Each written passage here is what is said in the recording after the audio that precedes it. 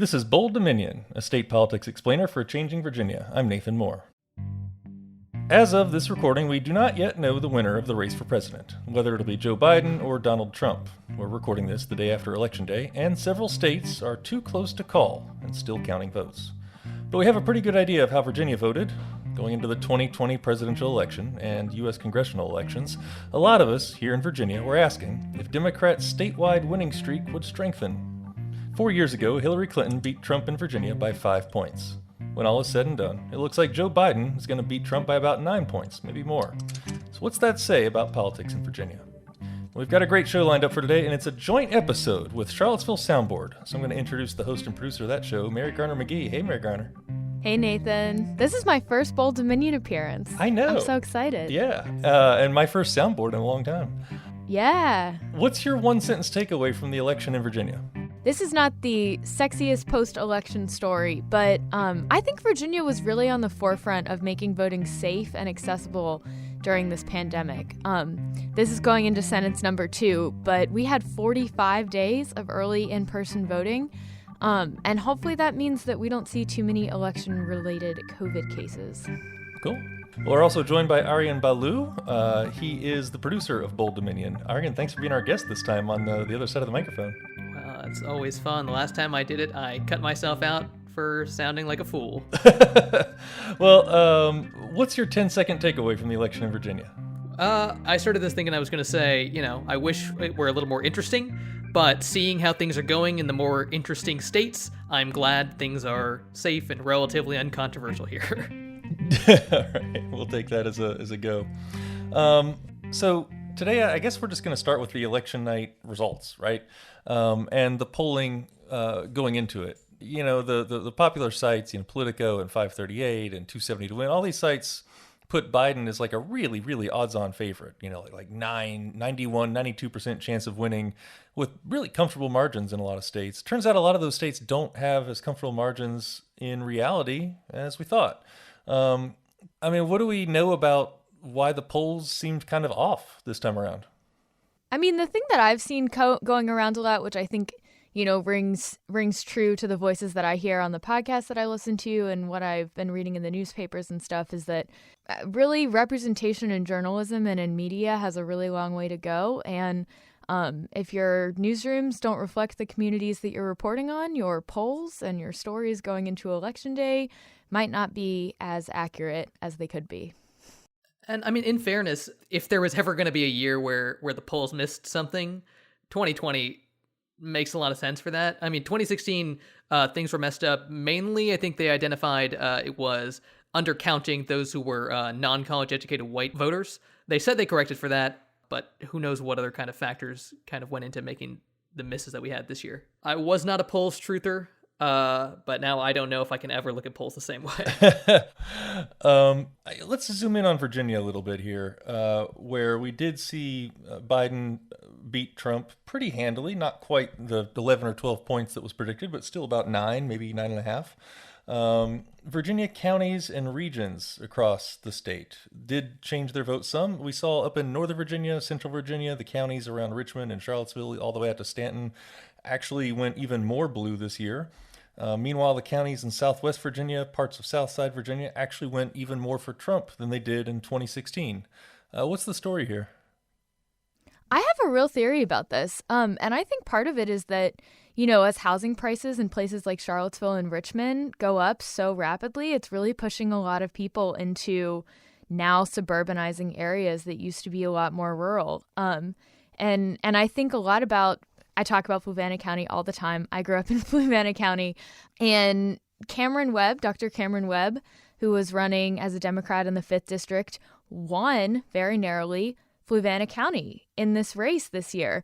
And, that's a place, it's about halfway between Richmond and Charlottesville, where that's been growing a lot, that a lot of people move to if they can't afford to live in Charlottesville. And so I think that one side effect of rising housing prices in places like Charlottesville and Richmond is that it's turning the places around them more blue, as people who want to live in those urban areas can't afford to, and so they move farther out and change the communities that they move into. One thing, so I mean, on the face of it, I'll say this much, right? This was as policy-free an election as I think we can get. It was really, Trump's whatever personality-driven everything versus the soul of the nation message from Joe Biden. And the people who care a lot about the aesthetics, the norms, all of those aspects of politics are the people who are firm, like they've all gone to Biden. People who don't care so much about that kind of thing. I don't think either of those is inherently better than the other, but they have to be convinced by something. And I don't think there was enough of a message from the Biden campaign to affirmatively convince a lot of the people who were on the fence or voted for Trump to move over to their side. It was definitely Biden was a safer choice. I mean, it certainly wasn't a Bernie race, right? I mean, that didn't stop the Trump campaign from trying to call Biden a socialist. Same playbook they would have done against Bernie. Yeah. I mean, it's laughable, really. But yeah, Biden was. I mean, what is he for? Is some technocratic solutions to social problems, and really more than anything, just a return to normal, whatever that means. Versus Trump is just hey, help me throw some more bricks through windows. This is a hypothetical question, and maybe it's too much, but if the Democratic Party actually embraced, economic progressivism in a serious way for a couple, 3 election cycles, would you start to see more support in rural areas? Because that rural-urban divide is a real deal, and I think the resentment that a lot of rural people see toward city people, or rather have toward city people, is a real deal. They see the wealth concentrated there. They see, things that they don't identify with. And, they like their little towns, but, and they like their lifestyle there. But, I think there's a pretty real perception that a lot of the decisions that get made are in the cities, and they're not to the benefit of rural places. What would it take to change that? I mean, I think it would work, right? I think that people fundamentally will vote for, this is again, hypothetical, abstract, people fundamentally vote for the person who they think will be in their best interest. And, economic progressivism I don't think it's a left-right issue as much as sort of it's good for everybody, right? Working class solidarity and message. So I think you'd see a lot of that. The counterpoint is obviously then you have the economic side versus where Democrats and Republicans currently have clearly divided themselves, which is the culture aspect of things. Where do you stand on Roe v. Wade? Where do you stand on guns? That's where you're probably going to get people who, might vote against their economic interests in favor of their cultural interest. I think personally that, if you give people a clear, unambiguous, this will be good for you economically, they'll be willing to overlook cultural issues that they have with the other party. Arian, it's funny to hear you say that it doesn't even feel like a left-right issue, because I feel like economic issues are the only left-right issue. Everything else is kind of, different flavors of it. I think maybe when I say left-right, Democrat-Republican is different from left-right. Yeah, right? right. That's what I mean more so, is the difference between parties. Both parties, the establishment, agree typically on policies that work against, economic progressivism, the working class. Right? That's where they agree. And where they have their disagreements is the culture side, which I think is important, but less important. Yeah. I mean, I'll give props to intersectionality, of course, and the need to look at how race and gender and sexual, rather LGBT status all intersect with class in really important ways. But yeah, I mean, at the end of the day, people meeting their basic needs and then some and thriving does seem like a really key thing that neither party is actually doing much of right now. So the roots of the American Civil Rights Movement are incredibly connected to socialism in the South. In Mississippi and Alabama and Georgia in the 1920s, the first people to become involved with what would be the American Civil Rights Movement were socialists. And by socialist, I mean what we would think of today as democratic socialists, in that they believed in democracy, they believed in representation, and they believed in economic justice. They believed in economic equality, economic opportunity. If you read Upton Sinclair's The Jungle in high school or college, that was the brand of American socialism that they were associated with. They were living in the Jim Crow South, and economic justice was the goal, in addition to racial equality, obviously. But and that's a part of the narrative of the civil rights movement that we've really erased, despite the fact that, when Martin Luther King was assassinated, he was working on the poor people's movement. He was organizing sanitation workers. And we've never seen in the 20th century in the United States, I don't think before either, but we'll say 20th century, cross-racial class solidarity. And in the 1920s, there was like this critical point, right, where poor white farmers in the South, white sharecroppers, had the opportunity to join up with their black neighbors and fight for economic justice in the South. And instead, white politicians and plantation owners and rich white people in the South, pitted those two groups further against each other. And what we saw over the course of the 20th century was that poor white people comprise some of the most violent opposition to the civil rights movement, because if you don't have economic prosperity, at the end of the day, the theory goes whiteness pays, right? And so, there are already a lot of progressives in rural areas, and there's also a long history of, government support in rural areas. A lot of farmers got a lot of white farmers in particular got a lot of government support during the New Deal. And, I had cousins who worked for the CCC and the Agricultural Adjustment Agency. My grandfather worked for the Agricultural Adjustment Agency. All of these were New Deal programs. To this day, my parents' internet and electricity comes from a co-op. Those are progressive things.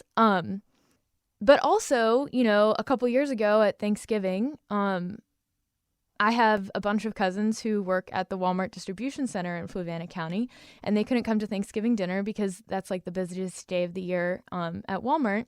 So I was talking to some of their parents, and they were like, oh my gosh, the way that Walmart treats the employees is so terrible. They'll change their schedule on them at the last minute, and we don't have internet, so I'll drive all the way to the Walmart in Louisa only to find out that my schedule's been changed, and they make them work on the holidays, stuff like that. And then at the end of the conversation, they were like, man, if only the owners of Walmart knew about this, then I'm sure they would fix it. They seem like decent people. If only they knew about it.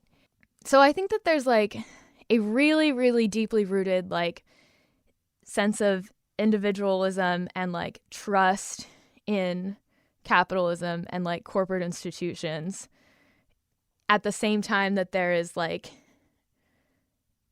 a long-seated dependence on government intervention. And some government intervention is seen as an entitlement, support for crops, but then other stuff can easily be pitted as overreach. And I think in a lot of rural communities too, that are suburbanizing, places like Nelson and Fluvanna County and Louisa and around here. There's a huge cultural divide between people whose families have been there for many, many generations and people who are moving in recently. Huge. Mm-hmm. Side by side, different populations almost. Yeah. I want to turn things back a little bit to Virginia's congressional races, including the 5th District of the U.S. House of Representatives. Now, this race was interesting on its own terms because the incumbent, Denver Riggleman, was kicked to the curb by his own party. The Republican Party held a caucus this year and largely seems to have rejected Riggleman for the frankly ridiculous reason that he officiated a same-sex wedding of one of his staffers. Bigfoot erotica is cool, but gay marriage is not. What's funny? So Denver Riggleman, I've been in large group gatherings with him once or twice. He's an affable guy, and I'll tell you though, honestly, the Bigfoot erotica thing was sort of one of the more endearing things I found about him. By the way, I'm not personally into that, for anybody listening. But yeah, so the Republicans kicked him to the curb. That meant that the race was between former Liberty University wrestling coach Bob Good as the Republican and UVA doctor and health policy wonk Cameron Webb as the Democrat. Bob Good won by 5.5 points. So now there's a hardline, self-described biblical conservative going to Washington from the 5th District. There's two things I want to talk about this, guys. One is that it's a pretty similar vote turnout to 2018 when Democrat Leslie Coburn lost. She lost to Denver Riggleman by about 6.5 points. This year, Dr. Webb lost by 5.5 points. So the needle moved a little bit, but really not that much, even with a strong Democratic candidate and, frankly, not a real great or inclusive Republican one. Why did the needle not move much? All right, I have two theories on this one. This is where I had some fun looking at the elections.virginia.gov results that they put up on their website for this year, and then also the Charlottesville Voter Registrar Office on their main voting page has voter turnout statistics going back to 1975. So one of my theories is that, turnout is already pretty good in Charlottesville and Albemarle. Like you said, in 2018, when Coburn ran, 67% of active registered voters turned out. In 2016, it was 77%. We don't have numbers back for this year, but those numbers are significantly higher than national averages. And really, the Charlottesville-Albemarle area is the Democrat voting area in the 5th District. So you're definitely trying to turn out some voters in other places. I mean, like I said, this year, Fluvanna County went for Webb. I think the first time a Democrat has won any countywide election in Fluvanna County under the label of a Democrat during my lifetime.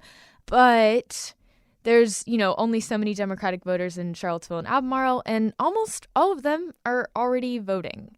So there's not a whole lot of headroom there, I think, is one reason why. And it's a gerrymandered district. So that's one reason. And then this one is a guess, definitely. And it's hard to know where people stand ideologically from a binary vote for Bob Good or for Cameron Webb.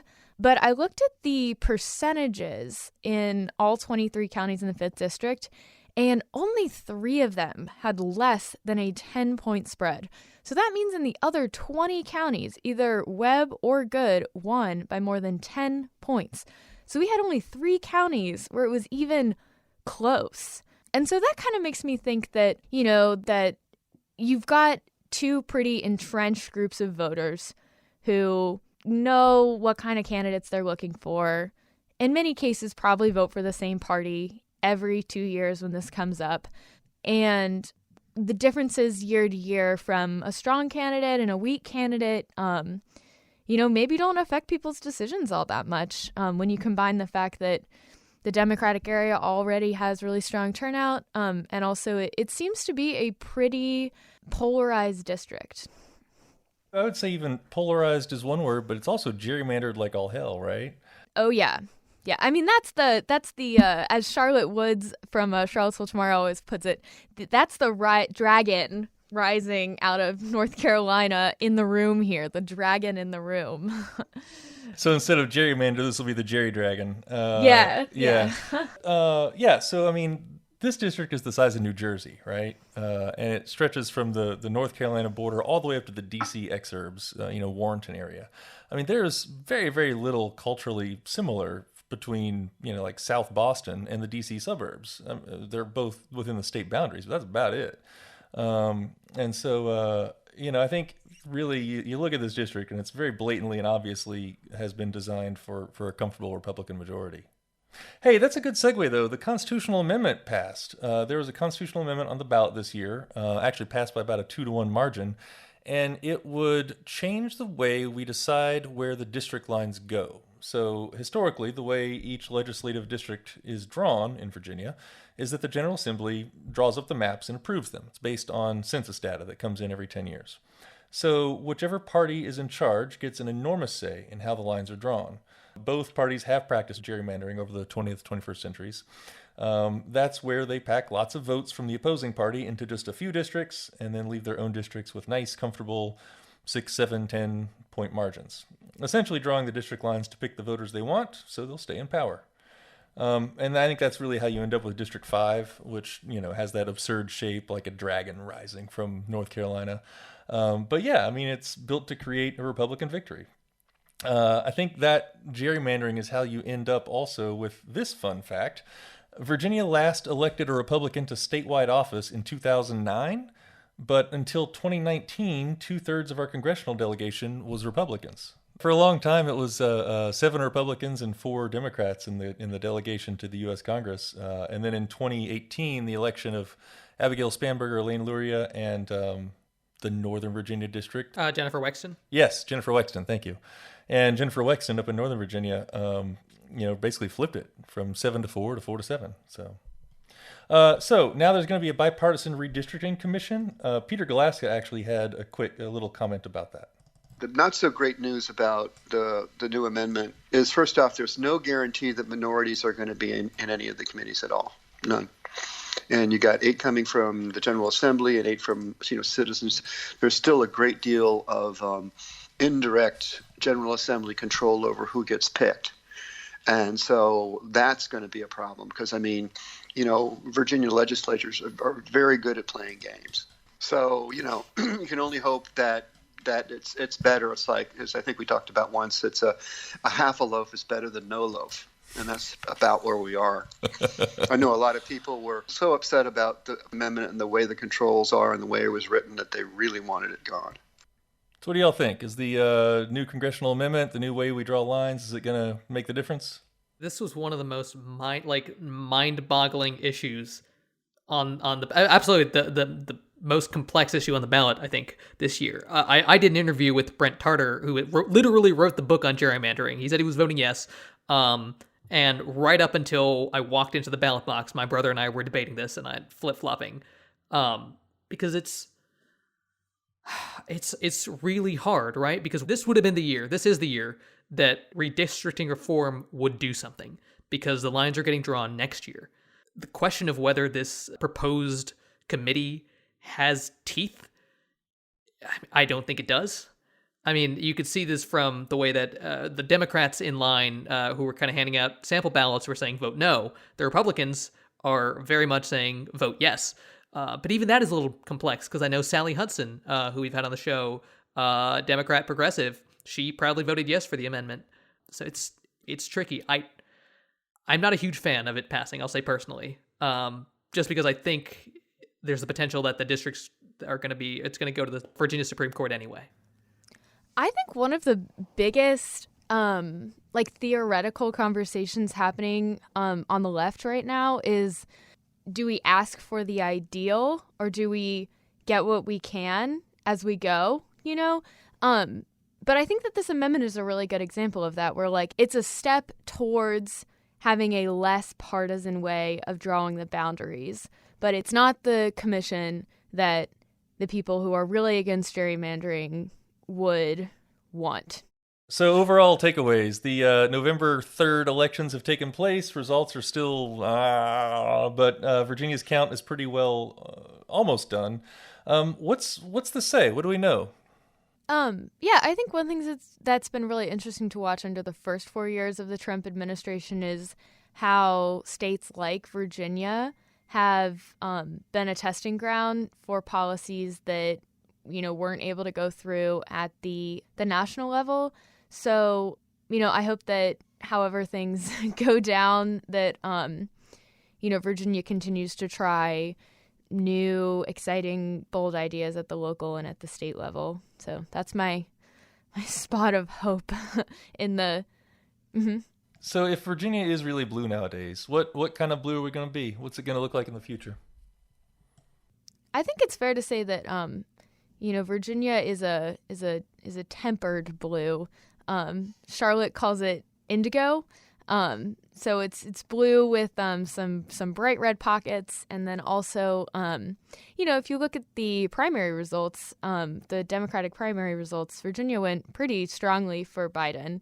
Not a lot of support from more progressive candidates. So even though Virginia is now widely considered to be pretty solidly Democratic, I think it's a long way from becoming a progressive state. And I think that we've seen that in the policies enacted by the Democratic leaders, So up in D.C., just a little bit to the north of Virginia, they have a $15 an hour minimum wage now. And here in Virginia, when we decided to raise our minimum wage, we're doing it pretty slowly, a few cents every year, until we get up to a higher level. And I think that that's just a good example of, the difference between a solidly blue state like New York or California and a solidly blue state like Virginia.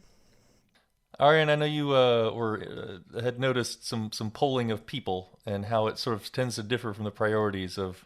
Oh, yeah. Oh, man, I could talk about this for days. Last night, election night, Fox News put out a poll. Fox News, mind you, put out a poll that showed kind of the priorities nationwide of a lot of Americans. And there was over 70% of respondents were in favor of government healthcare, more money being spent on green energy, and a path to citizenship for undocumented immigrants. All of these positions are super popular nationwide. But the election that we just had is easily the most substance-free one we've had in certainly as long as I can remember, which, to be fair, is not very long.